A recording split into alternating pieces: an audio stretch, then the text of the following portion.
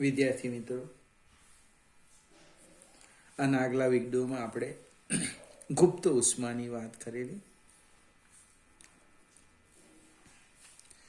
અથવા રૂપાંતરણ ઉષ્મા.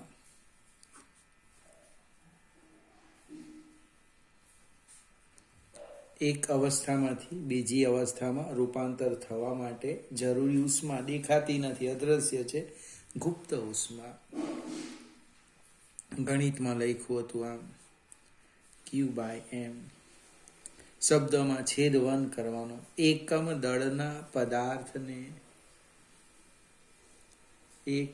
દળના પદાર્થને એક અવસ્થામાંથી બીજી અવસ્થામાં જવા માટે જરૂરી ઉષ્માને ગુપ્ત ઉષ્મા અથવા રૂપાંતરણ ઉષ્મા કહે છે. એકમ પણ લખેલો, જૂલ પર કિલોગ્રામ, કેલરી પર કિલોગ્રામ. હવે આપણી પાસે બે શબ્દ છે ગુપ્ત ઉષ્મામાં. કયા કયા? તો કે એક ગલન ગુપ્ત ઉષ્મા અને બીજું ઉત્કલન ગુપ્ત ઉષ્મા. એકદમ ધીમેથી સમજવા પ્રયત્ન કરજો. ગલન ગુપ્ત લેટેન્ટ હીટનો અહીંયા લખવાના છે LF, ફ્લુઇડ. અહીંયા લખવાના વરાળ માટે વેપરાઇઝ, V. હવે વ્યાખ્યા આપીએ. તમને ગઈકાલે કીધું હતું, કોઈક મિત્ર મને મોકલાવે પણ કોઈએ મોકલાવે નહીં. અહીંયા લખવાનું ઉત્કલન પ્રવાહીનું વાયુમાં, ગલન બને ઘનનું પ્રવાહીમાં. હવે શબ્દો જોજો. ગલનની આપે એકમ દળના ઘન પદાર્થને. એકમ દળનો પદાર્થ હતો, સ્વરૂપની લખેલો અહીંયા આપણે સ્વરૂપ. એકમ દળના ઘન પદાર્થને પ્રવાહીમાં રૂપાંતર કરવા જરૂરી ઉષ્માને ગલન ગુપ્ત ઉષ્મા કહે છે. એકમ દળના ઘન પદાર્થને પ્રવાહીમાં રૂપાંતર થવા માટે જરૂરી ઉષ્માને ગલન ગુપ્ત ઉષ્મા કહે છે. સેમ બાજુમાં લખો, એકમ દળના પ્રવાહીને વાયુમાં રૂપાંતર કરવા જરૂરી ઉષ્માને ઉત્કલન ગુપ્ત ઉષ્મા કહે છે. વરાળનો V, પ્રવાહીનું વાયુ, ઘનનું પ્રવાહી, ફ્લુઇડનો F લખે છે, LF. હવે આપણી પાસે ઉષ્માના બે સૂત્ર આવ્યા.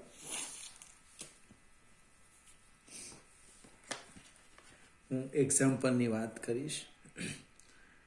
પાણી માટે મને કદાચ આપી દે પણ ન આપે તો યાદ રાખવાનું, ગુપ્ત ઉષ્મા પાણી માટે કેટલી છે? 3.33 લગભગ આપી જ દે છે, ગુણ્યા 10⁵ જૂલ પર કિલોગ્રામ. આનો અર્થ શું થાય કે 1 કિલોગ્રામ બરફને 0°C તાપમાનવાળા પાણીમાં રૂપાંતર કરવા આટલી ઉષ્માની જરૂર પડે. 1 કિલોગ્રામ બરફને, 1 કિલોગ્રામ બરફ એટલે ઘન સ્વરૂપ, 0°C તાપમાન વાળા પાણીમાં રૂપાંતર કરવા કેટલી ઉષ્મા જોઈએ? આટલી જોઈએ. 1 કિલોગ્રામ બરફ ને 0°C તાપમાન વાળા પાણીમાં રૂપાંતર કરવા આટલી ઉષ્માની જરૂર પડે. તે જ પ્રમાણે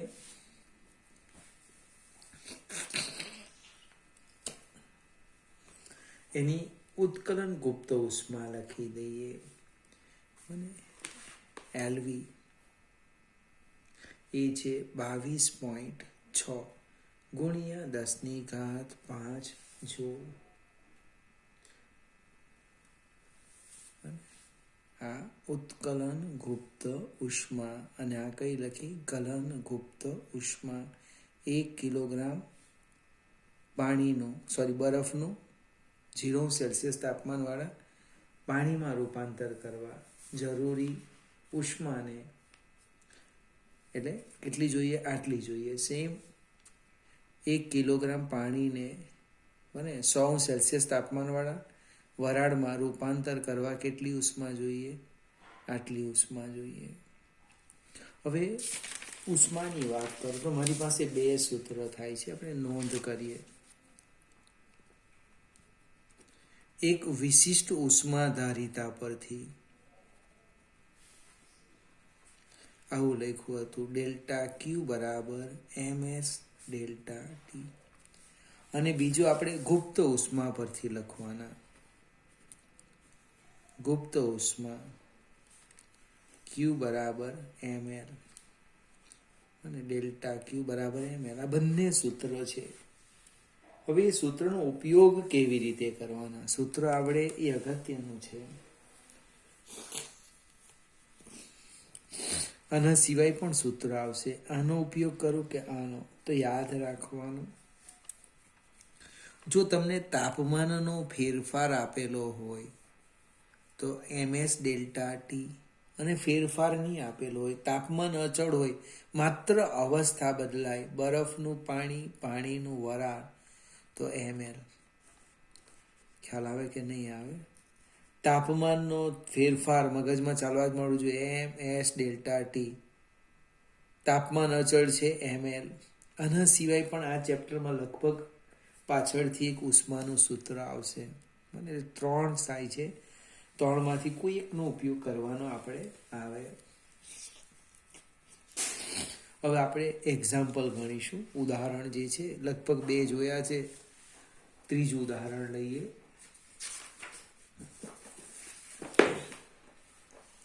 ઉદાહરણ 3, એટલે આજે આપણે એક્ઝામ્પલ ગણતા છે.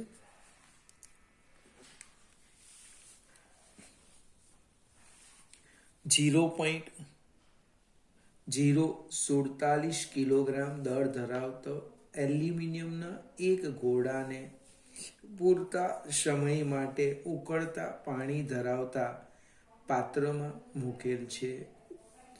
પરિણામે આ ગોળાનું તાપમાન 100°C થાય છે. હવે આ ગોળાને તરત જ 20°C તાપમાન ધરાવતા 0.25 કિલોગ્રામ પાણી ભરેલા અને 0.14 કિલોગ્રામ દળવાળા તાંબાના કેલોરીમીટરમાં સ્થાનાંતરિત કરવામાં આવે છે. પાણીનું તાપમાન વધીને 23°C સ્થિર તાપમાન થાય છે. તો એલ્યુમિનિયમની વિશિષ્ટ ઉષ્માધારિતાની ગણતરી કરો. હવે જે કંઈક આપ્યું છે તે લખીએ. આપણે ગોળાનું દળ આપેલું છે.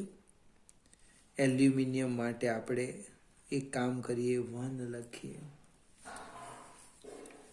પાણી માટે 2 લખીએ અને કોપર માટે 3 લખીએ.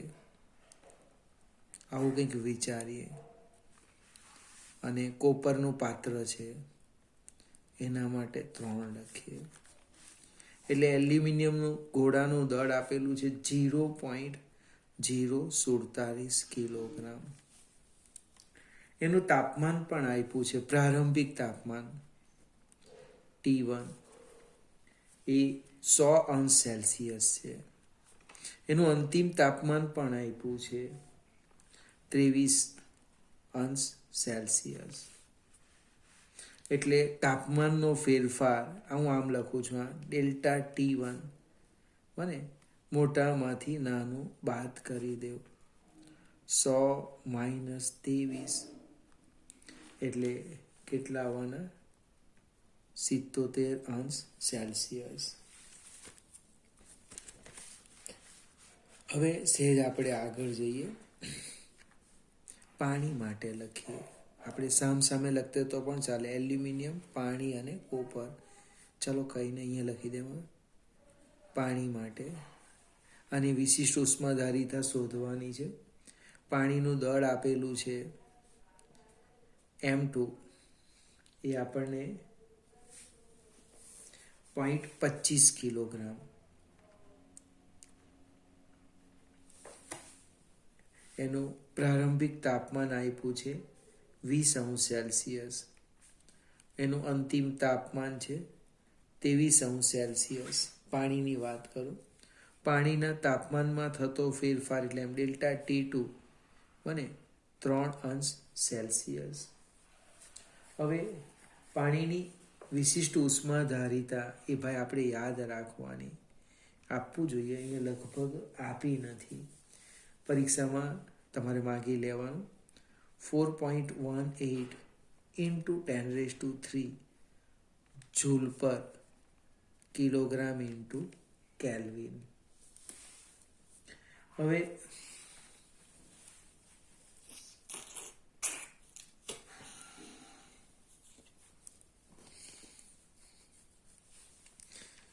અને કોઈક 1 કેલરી પર ગ્રામ × સેલ્સિયસ પણ લખે. 1 કેલરી પર ગ્રામ × સેલ્સિયસ. આગળ જઈએ, પાણી પછી પાત્ર લઈ લઈએ. કેલોરીમીટર પાત્ર, એનું દળ આપ્યું છે M3 0.14 કિલોગ્રામ. હવે પાણીનું જે તાપમાન, એ જ તાપમાન એનું થવાનું ભાઈ. પ્રારંભિક 20 અંશ સેલ્સિયસ અને અંતિમ એનું થવાનું 23 અંશ સેલ્સિયસ. એટલે તાપમાનમાં જે ફેરફાર છે એ 3 અંશ સેલ્સિયસ બરાબર 3 અંશ કેલ્વિન પણ લખી શકાય, કારણ કે તફાવત લીધો છે આપણે, યાદ રહેશે ને. આ 3 અંશ સેલ્સિયસ બરાબર 3 ડિગ્રી કેલ્વિન લખી દઈએ. અહીંયા પણ 77 કેલ્વિન, અહીંયા પણ લખી દો ને 3 કેલ્વિન. હવે લખવાના શું? આ તો આપેલી માહિતી લખી બને. તો કોણ ઉષ્મા ગુમાવે અને કોણ ઉષ્મા મેળવે એ લખવાનું છે. તો અહીંયા કોણ ગુમાવે? તો કે એલ્યુમિનિયમના ગોળાએ ગુમાવેલ ઉષ્મા બરાબર કોને મળે? તો કે પાણીને પ્રાપ્ત થતી ઉષ્મા વત્તા પાત્રને પ્રાપ્ત થતી ઉષ્મા. તાપમાનનો ફેરફાર છે એટલે MS ડેલ્ટા T લખવાનું. એટલે અહીં લખી M1 S1 ડેલ્ટા T1. પાણી માટે 2 લખ્યું છે જો, M2 S2 delta T2 plus M3 S3 delta T3. પાછો પ્રશ્ન ઉદ્ભવે,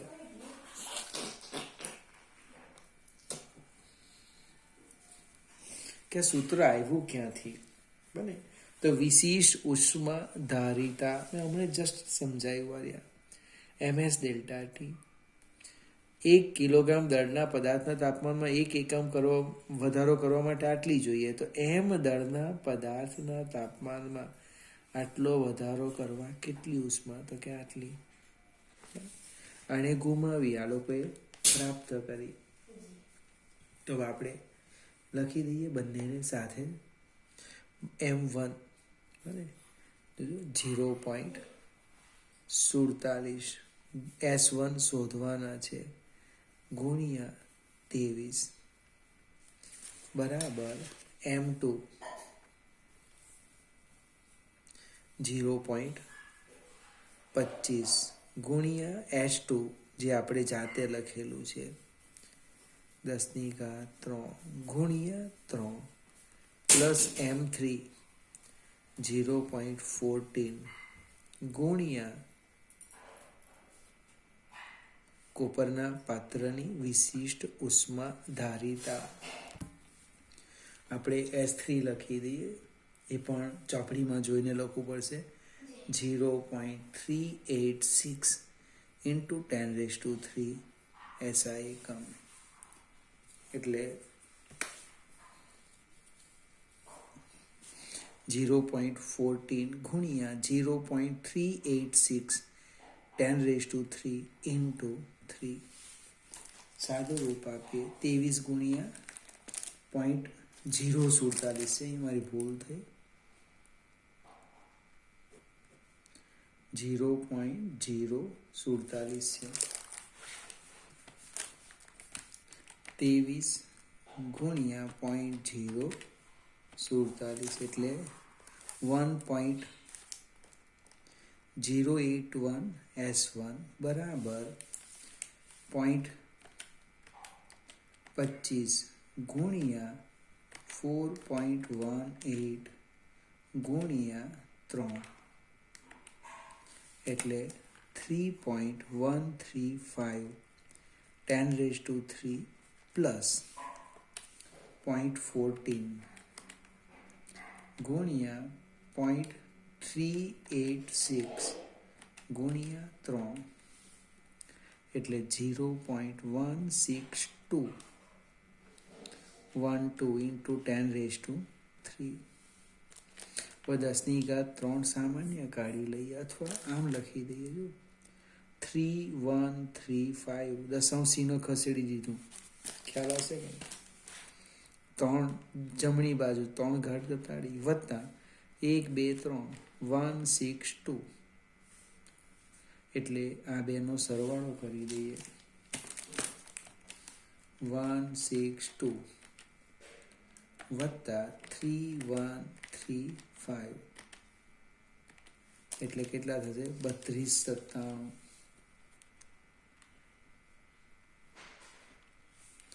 હવે આ બાજુ છે 1.081 S1 એટલે S1 બરાબર કેટલા થવાના? 3297 ભાગ્યા 1.081.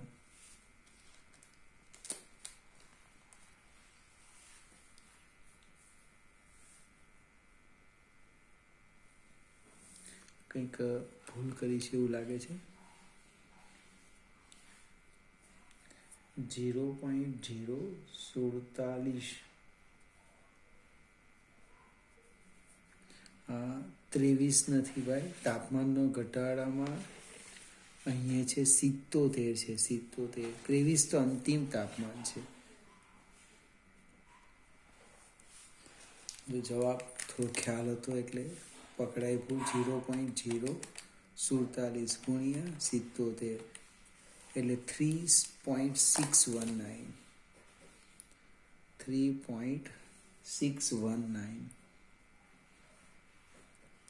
3.619 ખ્યાલ આવે છે ને? 23 તો અંતિમ તાપમાન છે, તાપમાનનો તફાવત છે. અહીંયા લખાય 3.619 એટલે કેટલા થવાના? 3297 ભાગ્યા 3.619 એટલે 911.025.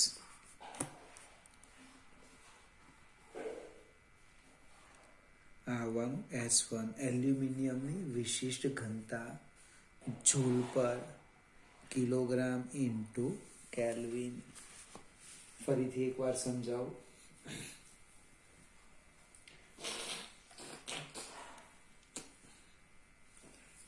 અહીંયા એલ્યુમિનિયમનો ગોળો છે એ ઉષ્મા ગુમાવે છે. કોને કોને મળે? તો પાણી વત્તા કોપરના પાત્રને. તાપમાનનો તફાવત આવ્યો એટલે વિશિષ્ટ ઉષ્માનો ઉપયોગ કર્યો MS∆T. એલ્યુમિનિયમના ગોળાએ ગુમાવેલી ઉષ્મા પાણી વત્તા કોપર. અહીં એક ભૂલ કરી હતી. તાપમાનનો તફાવત 77 હતો, અંતિમ લખાઈ ગયું હતું, એ ખોટું હતું. બીજું આ એક ખાસ ધારી લેવાનું, એલ્યુમિનિયમ, પાણી અને કોપર પાત્ર માટે સંજ્ઞા તો તે જ પ્રમાણે સેપરેટ લખ્યું હતું. આ ભાગ એલ્યુમિનિયમ માટે, આ પાણી માટે અને પાત્ર માટે. આ રીતે જો તમે કામ કરો તો મને એવું લાગે દાખલામાં કોઈ પ્રોબ્લેમ નહીં આવે. સમજવાનો, ગોખવાનો નથી. હજુ તમને એક સ્ટેપ બતાવું. તમે 3 લાઈન બનાવો આ રીતના. એલ્યુમિનિયમ જો સમજાવો, અહીંયા લખો એલ્યુમિનિયમ, પાણી અને કોપરનું પાત્ર એક સરખું આવે. ચલો આગળ જઈએ. બીજું એક એક્ઝામ્પલ છે, ઉદાહરણ 4.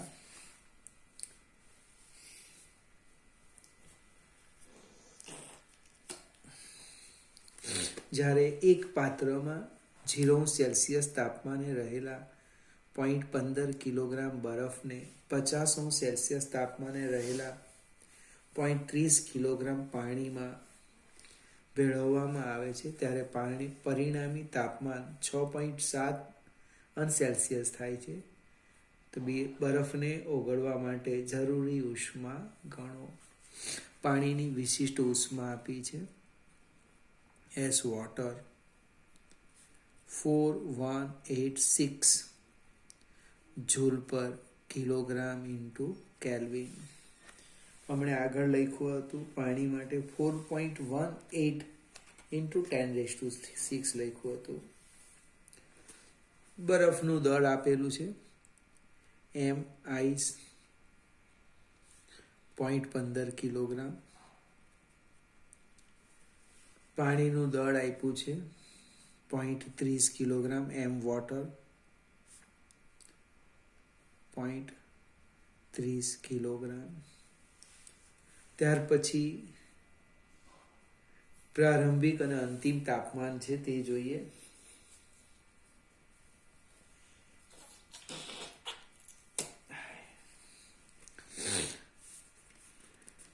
પાણીનું જે પ્રારંભિક તાપમાન છે પાણી માટે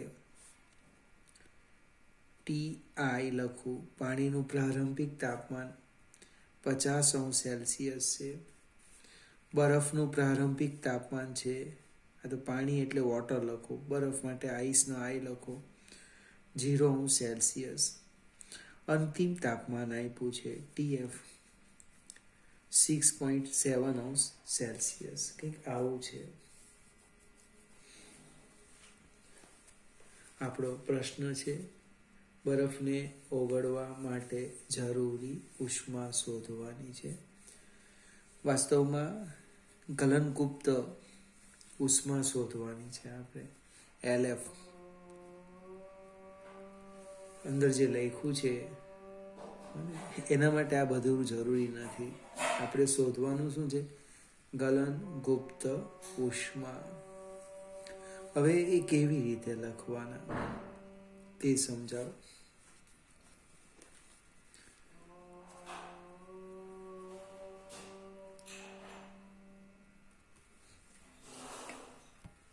આપણે હવે એક સ્ટેપ આગળ વધીએ છીએ. પહેલાં તો બરફનું પાણીમાં રૂપાંતર. બરફનું પાણીમાં રૂપાંતર માટે જરૂરી ઉર્જા. ધારો કે હું Q1 કેમ Q1 તો MIs LF ગલનગુપ્ત ઉષ્મા જે આપણે શોધવાની છે. હવે પાણીનું તાપમાન કેટલું હતું? 50°C હતું. એનું કેટલું થાય છે? 6.7°C. એટલે પાણીએ ગુમાવેલું ઉષ્મા. પાણીએ ગુમાવેલ ઉષ્મા ઉર્જા. ધારો કે એને હું Q2 કહી દઉં તો M વોટર બને S water into delta T. તો એ કેટલા થવાના? M વોટર 0.30 ગુણ્યા 4186 ઇન્ટુ 50 - 6.7 50 માઇનસ 6.7 એટલે 43.3 ગુણ્યા 4186 ગુણ્યા 0.3 એટલે આવવાના 18125.4.1 જોડ. હવે આ તો આ ખ્યાલ આવી ગયો મુદ્દો. બીજો મુદ્દો સમજાવો કે જે બરફ પીગળીને પાણી બને છે, એટલે કે બરફનું જે પાણી છે, પાણીના તાપમાનમાં કેટલું કરવાનું? 0°C થી 6.7°C કરવા જરૂરી ઉષ્મા ઉર્જા. ફરીથી સમજાવો. બરફનું જ્યારે એટલે ઘનનું પ્રવાહીમાં રૂપાંતર થયું ત્યારે એનું તાપમાન 0°C હતું. હવે એનું તાપમાન વધે છે, આટલું થાય છે, તો એ કેટલી ઉર્જા જોઈએ? તો એને હું Q3 કહી દઉં. અને M ice S water delta T. M ice બને એટલે કેટલું છે બરફ આપણી પાસે?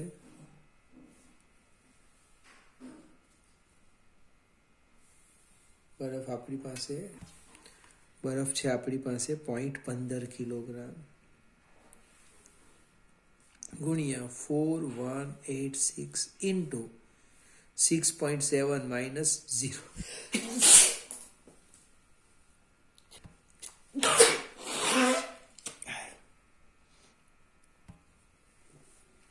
સાદું રૂપ આપીએ આપણે. હવે 6.7 ગુણ્યા 4186 ગુણ્યા 0.15 એટલે 4206.93 જોડ. હવે કઈ ઘટના બને તે જો. પેલું પાણી ગરમ હતું, એ પાણીએ ઉર્જા ગુમાવી તો કોને મળી? તો એક બરફનું પાણીમાં રૂપાંતર થવા વત્તા પાણીના તાપમાનમાં વધારો કરવા માટે ઉર્જા જોઈએ. બને એટલે સ્ટેપ લખું છું અહીંયા. બને 50°C તાપમાને રહેલ પાણીએ ગુમાવેલ ઉર્જા બરાબર કોણે મેળવી? તો કે બરફનું પાણીમાં રૂપાંતર થવા જરૂરી ઉર્જા વત્તા પાણીના તાપમાનમાં એટલે 0°C તાપમાને રહેલા પાણીનું તાપમાન કેટલું કરવાના? 6.7°C કરવા જરૂરી ઉર્જા. ફરીથી મિત્રો, 50° થી 6.7°C તાપમાન થાય એટલે ગુમાવે. કોને મળે? અવસ્થા બદલવા માટે બરફને. વત્તા 0°C તાપમાને રહેલા પાણીનું તાપમાન આટલું કરવા માટે જરૂરી ઉષ્મા. હવે પાણી જે ઉષ્મા ગુમાવે એને આપણે Q2 આપ્યું, આને Q1 કહેવાને Q3 કહેવું. કિંમત મૂકી દઈએ. 0.15 LF બરાબર Q2 ભૂલ થાય છે મારી. Q2 છે 18125.4.1 બરાબર 0.15 LF પ્લસ Q3 4206.93. તમે સાદું રૂપ આપો અને LF શોધી કાઢવાનું ખ્યાલ આવશે ને. ફરીથી બંને જ દાખલા અગત્યના છે. હજુ એક દાખલો છે, 15-20 મિનિટ નીકળી જાય એવો છે. હવે એ ક્યારે તમને ગમશે? તમે આ બે દાખલા બરાબર સમજી લો. ત્રીજો અને ચોથો એટલે આના પછીના વિડીયોમાં હું માત્ર 5મો દાખલો ગણાવીશ. પણ એ પહેલાં તમારે આ જે 2 સૂત્ર લખ્યા છે એને સમજવા પડશે. આ 2 સૂત્ર. બીજું કોણ ઉર્જા ગુમાવે, કોણ મેળવે, એને પણ ધ્યાનમાં રાખવાનું. તો આ દાખલા ખૂબ સરળ પડશે.